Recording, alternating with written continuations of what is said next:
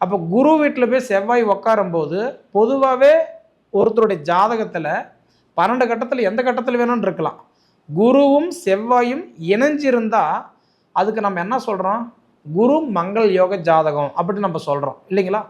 அந்த மாதிரி உங்களுக்கு 21ஆம் தேதிக்கு மேலே குரு வீட்டில் போய் செவ்வாய் போய் இணையும் போது தொடர்பு கொள்ளும் பொழுது என்ன பண்ணுறாரு அப்படின்னா, அந்த குரு மங்கள் யோகம் அந்த ஏற்படுது.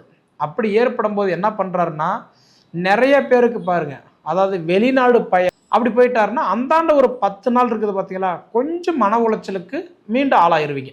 ஏன்னா 8ஆம் இடத்துக்கு வராருல்ல, அஷ்டம குருவாக வர்றதுனால கொஞ்சம் மன உளைச்சல் கொடுப்பாரு. அப்படியே வந்தாலும் அதுவும் உங்களுக்கு ஒரு சாதகமான நேரம் தான். காரணம் என்னென்னா, மீண்டும் பார்த்தீங்கன்னா மிதுன ராசியில் போய் உட்கார்ற குரு 96 நாள் மிதுன ராசியில் பார்த்தீங்கன்னா அவர் வக்கரத்தில் உட்காருவார். உலகமெங்கும் வாழ்ந்து கொண்டிருக்கும் அஸ்ட்ரோ ரவி நேயர்கள் அனைவருக்கும் அன்பான வணக்கம். நான் பாரம்பரிய ஜோதிடர் பா. ரவிக்குமார். அதாவது நாம் பார்க்கக்கூடிய ஒரு தலைப்பு என்னென்னு பார்த்தீங்கன்னா, கார்த்திகை மாதத்துக்கு உண்டான மாத பலன்களை பற்றி தான் இந்த காணொலியில் பார்த்துட்ருக்குறோம். நிகழும் மங்களகரமான விசுவா வசு வருடம் கார்த்திகை மாதம் 1ஆம் தேதி திங்கட்கிழமை அதிகாலையில் நவம்பர் மாதம் 17ஆம் தேதி அன்னைக்கு சித்திரை நட்சத்திரம் அதாவது 1ஆம் பாதத்தில் கன்னி ராசியில் விருச்சக லக்னத்தில், அதாவது உங்களுடைய லக்னத்தில் செவ்வாய் பகவானுடைய திசையில் 176 டிகிரியில் தான் இந்த மாதம் பிறக்கப்படுதுங்க. இப்படி பிறக்கக்கூடிய இந்த காலகட்டத்தில் பார்த்தீங்கன்னா, காலப்புருஷோ தத்துவத்துப்படி 8வது ராசின்னு சொல்லக்கூடிய விருச்சக ராசி பிறந்த உங்களுக்கு இந்த மாதம் சாதகமாக இருக்க போகுதா அல்லது பாதகமாக இருக்க போகுதா அப்படி பற்றி தான் இந்த காணொலியில் பார்த்துட்ருக்குறோம். பொதுவாகவே அதாவது உங்களுடைய ராசியாதிபதி அப்படின்னு பண்ணால் மங்களக்காரகன் செவ்வாய் தான் உங்கள் ராசிக்கு அதிபதி.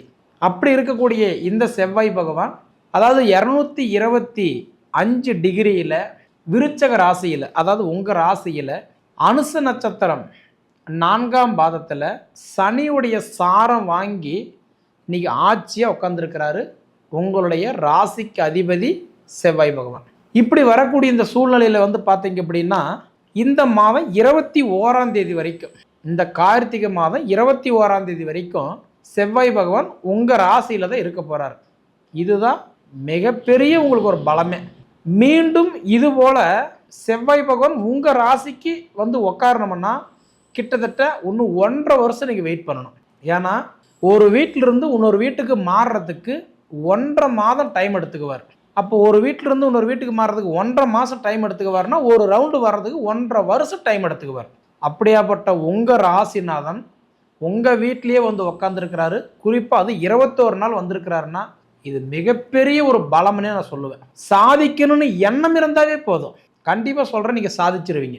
அதாவது கடல்லையே குதிச்சா கூட நம்ம வெளியில் வந்துடுவோன்ற தன்னம்பிக்கையோடு குதிச்சோம்னு வச்சுக்கோங்களேன், நம்ம வெளியில் வந்துடலாம். ஆனால் பயத்தோடு குதிச்சோம்னு வச்சுக்கோங்களேன், கிணத்துல குதிச்சா கூட நம்ம மேலே வரமாட்டோம். அந்த மாதிரி உங்களுடைய ராசியாதிபதி செவ்வாய் பகவான் உங்கள் ராசியிலேயே ஆட்சியாக வந்திருக்கக்கூடிய காலம் அற்புதமான காலம். அப்போ செவ்வாய் ஆட்சி வரும்போது என்னென்ன நடக்குன்னு கேட்டால் குறிப்பாக 3 விஷயங்கள் கண்டிப்பாக சொல்கிற நடக்கும்.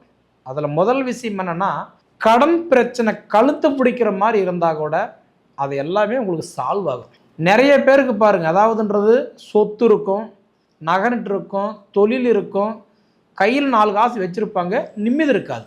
ஒரு சிலருக்கு எதையுமே இல்லாமல் இருப்பாங்க, சந்தோஷமாக இருப்பாங்க. இதை நான் ஏன் சொல்கிறேன்னா, உங்களுடைய ராசியாதிபதி உங்கள் கூட இருக்கிற காலகட்டத்தில் உங்களுக்கு இதில் என்ன நிறைகள் குறைகள் இருக்கோ இது எல்லாமே இந்த மாதம் உங்களுக்கு கண்டிப்பாக குறைகள் சரியாகும். குறிப்பாக 21 தேதிக்குள்ளார கடன் பிரச்சனை சால்வ் ஆகும். சொந்த பந்தம் சுற்றி இருக்கக்கூடிய உறவுகளுக்கு முன்னாடி, யாருக்கு முன்னாடி நீங்கள் நல்லா வாழணும்னு ஆசைப்பட்டீங்களோ அவங்களுக்கு முன்னாடி நீங்கள் நல்லா வாழ்ந்து காட்டலாம்.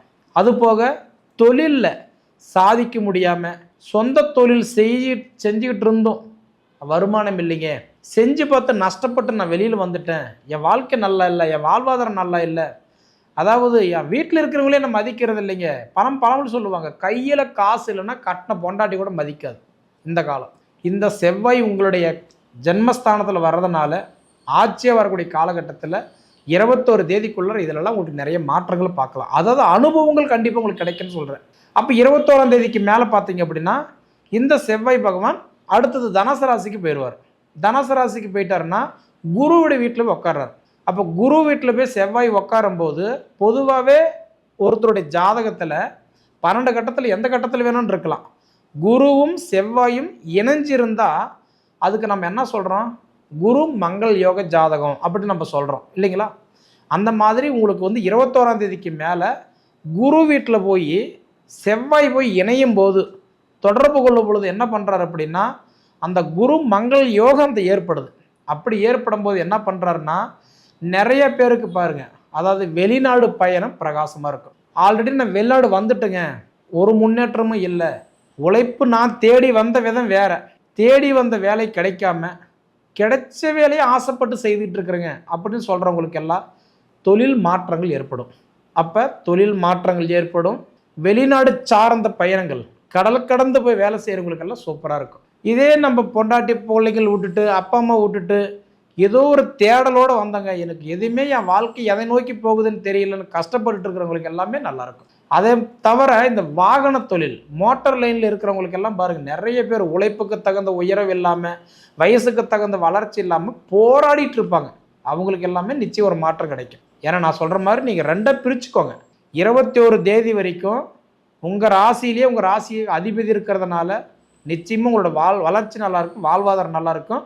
21ஆம் தேதியிலிருந்து 30ஆம் தேதி வரைக்கும் நீங்கள் எதிர்பார்த்த வேலைகள் கண்டிப்பாக வேலை சம்மந்தப்பட்ட விஷயங்கள் உங்களுக்கு நல்லதாக நடக்கும். சரிங்களா? அதே சமயத்தில் பார்த்துட்டிங்க அப்படின்னா 2ஆம் இடம் தனஸ்தானத்துக்கும் 5ஆம் இடம் உங்களுக்கு எப்பயுமே புத்திரஸ்தானத்துக்கு அதிபதி யாருன்னா குரு தான். அப்போ தனஸ்தானத்துக்கு அதிபதியும் புத்திரஸ்தானத்துக்கு அதிபதியும் யாருன்னா குரு பகவான். அந்த குரு உங்களுக்கு எங்கே இருக்கிறாருன்னா 9ஆம் இடத்துல உட்காந்துருக்கிறாரு. அற்புதமான இடம் 9ஆம் இடம் சொல்கிறது, அதாவது பாக்கியஸ்தானம். நம்ம சொல்லுவோம்ல, ஐயா எனக்கு குழந்தை பாக்கியம் கொடு, திருமண பாக்கியம் கொடு, தொழில் பாக்கியம் கொடு, சொந்த வீட்டில் உட்கார்ற பாக்கியம் கொடு, கடன் இல்லாத கஷ்டம் இல்லாத சந்தோஷமான ஒரு வாழ்க்கை கூட நம்ம கேட்குறோம் இல்லையா? அதுதான் பாக்கியஸ்தானம். அப்போ உங்களுக்கு வந்து பார்த்தா இந்த மாதம் 20ஆம் தேதி வரைக்கும் குரு பகவான் உங்களுக்கு எங்கே உட்காந்துருக்கிறாரு? கடக ராசியில் உச்சம் அடைஞ்சு உட்காந்துருக்கிறாரு. இது ஒரு அற்புதமான ஒரு வாய்ப்பு உங்களுக்கு. ஏன்னா குரு பகவான் உங்கள் ராசிக்கு 9ஆம் இடத்துல இருந்தார். முன்ன 8ஆம் இடத்துல இருந்தார் பார்த்தீங்களா? அஷ்டம குருவாக இருந்தார். 2025 மே மாதம் 14ஆம் தேதி குரு பகவான் உங்களுக்கு ரிஷபத்திலிருந்து மிதுனத்துக்கு போய் உட்காந்து அஷ்டம குருவாக உட்காந்தாரு. நிறைய விஷயங்கள் நஷ்டங்கள் பண்ணிட்டு போயிட்டார். கண்டதும் தண்டம் பண்ணி கைப்பொருள் விரயம் பண்ணி பண்டவோர் நாட்டை விட்டு வனவாசம் போகாத கொடுமையை சிரமத்தை கொடுத்துட்டார். ஆனால் அப்படியேப்பட்ட குரு கட்டாயம் இந்த அக்டோபர் மாதம் 18ஆம் தேதி அன்னைக்கு மிதுனத்திலிருந்து அதாவது கடகத்துக்கு வந்து உச்சமடைஞ்சு உட்காந்தாரு. கொஞ்சம் பரவாயில்லை. இப்போ குரு உங்கள் ராசி தான் பார்த்துட்டு இருக்கிறார். உங்கள் ராசிக்கு 8ல் இருந்த குரு 9ல் போய் நல்லது பண்ணுறாரு.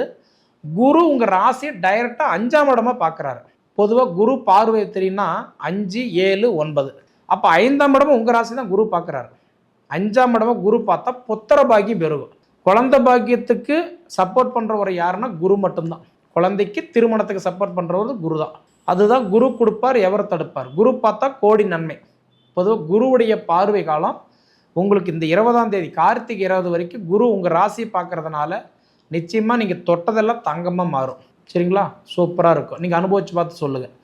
அடுத்தது பார்த்துட்டிங்க அப்படின்னா உங்களுக்கு குரு பகவான் 20ஆம் தேதிக்கு மேலே மீண்டும் மிதுன ராசிக்கு போகிறாரு. அப்படி போயிட்டாருன்னா அந்தாண்ட ஒரு 10 நாள் இருக்குது பார்த்தீங்களா, கொஞ்சம் மன உளைச்சலுக்கு மீண்டும் ஆளாயிருவீங்க.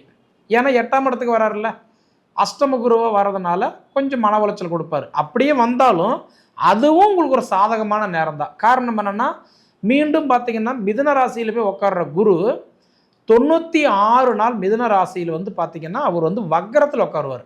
அப்போ இயல்புக்கு மாறாக தான் அவர் வேலை செய்வார். அப்போ ஒரு 30% பேருக்கு வந்து கஷ்டத்தை கொடுத்தாலும் 70% பேருக்கு நல்லதை தான் கொடுப்பார். 8லையும் கெட்டிடும் ராஜயோகம்னு சொல்லுவாங்க. அப்போ 8ஆம் இடத்துல உட்காந்த கிரகம் ராஜயோகம்னு சொல்கிறதுக்கு என்ன காரணம்னா வக்கரம்.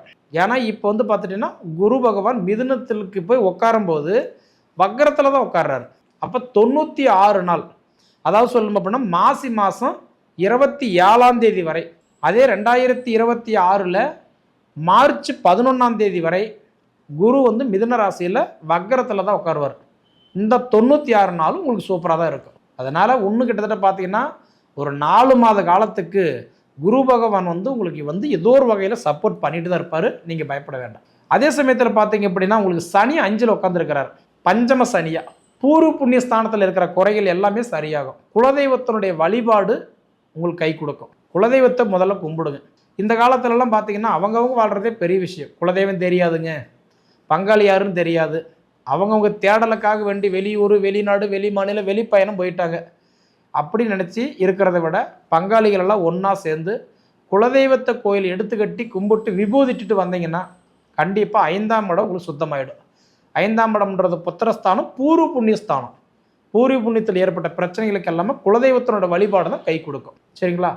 அதே அடுத்தது பார்த்தீங்கன்னா சுக்கிரன் பொதுவாக பார்த்தீங்கன்னா எங்கே இருக்கிறாருன்னு கேட்டிங்கன்னா உங்கள் ராசியில் இப்போ அடுத்தது வந்து உட்கார்றாரு. ஏன்னா இப்போ சுக்கிரன் வந்து எங்கே இருக்கிறாருன்னா துலா ராசியில் இருக்கிறார். துலா ராசியில் 10 தேதி வரைக்கும் இருந்துட்டு 12ஆம் இடம், 12ஆம் இடத்துல இருக்கும்போது ஒரு கிரக வேலை செய்யுமானா வேலை செய்யவே செய்யாது. 6, 8, 12, 12ஆம் இடத்துல சுக்கிரன் இருக்கிறதுனால 10 தேதி வரைக்கும் கணவன் மனைவிக்குள்ளார கொஞ்சம் வாதங்கள் வரத்துக்கு வாய்ப்பு இருக்குது. ஜாதகருக்கு அப்பாவுக்கும் வரலாம், ஜாதகருக்கு அம்மாவுக்கும் வரலாம், ஜாதகருக்கு கூட பிறந்தவங்களால வரலாம், உங்களுக்கும் வேலை செய்கிற இடத்துல பிரச்சனை வரலாம். 10 தேதி வரைக்கும் அதாவது கொஞ்சம் தேவையில்லாத வாதங்கள் வரும். அதில் ஜமாளிச்சுக்கிட்டீங்க அப்படின்னா அதுக்கப்புறன்றது 10ஆம் தேதியிலிருந்து 30ஆம் தேதி வரைக்கும் சுக்கிரன் வந்து அதாவது உங்கள் வீட்டில் வந்து விருச்சிகத்தில் தான் உட்கார்றாரு. அப்படி உட்காந்துட்டாருன்னா அதுக்கு மேலே உங்களுக்கு வாகன யோகத்தை கொடுக்குறாரு, தொழிலில் சப்போர்ட் பண்ணுறாரு. அதே மாதிரி மனைவினால் உங்களுக்கு அப்போ பெனிஃபிட் கிடைக்கும், ஏதோ ஒரு வகையில் மறைமுக சப்போர்ட் பண்ணுவாங்க.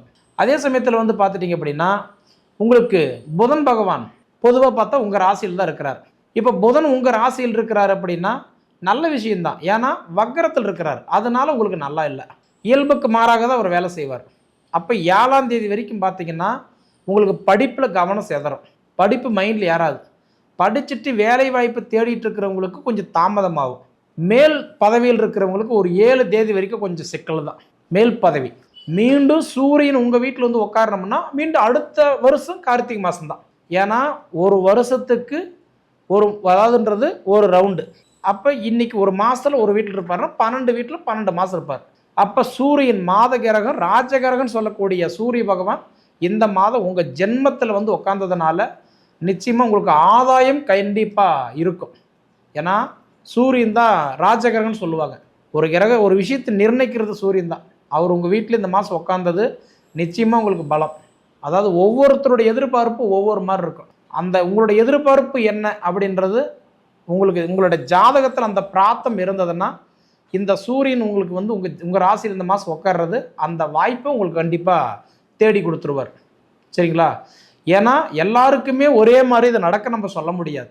பொதுவாக சொல்லணும் அப்படின்னா விருச்சக ராசி உங்களோட லக்னத்தில் தான் இந்த மாதம் பிறக்கப்படுது.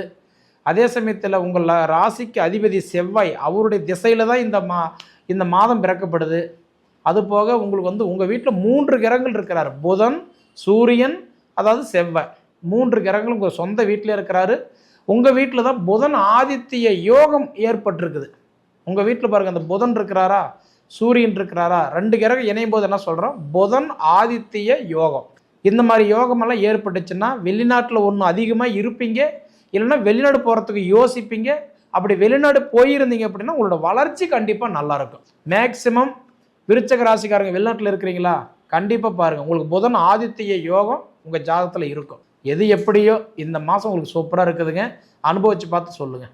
அதே மாதிரி இதுக்கு முன்னாடி நம்ம சேனலை சப்ஸ்கிரைப் பண்ணாதவங்க சப்ஸ்கிரைப் பண்ணிக்கோங்க, உங்கள் நண்பர்களுக்கு ஷேர் பண்ணுங்கள். அது தவிர உங்கள் பொன்னான நேரத்தை ஒதுக்கி இவ்வளவு நேரம் என்னோட காணொலியை நீங்கள் முழுமையாக பார்த்ததுக்கு மனசிலிருந்து கேட்டுக்கிறேனுங்க. நன்றி.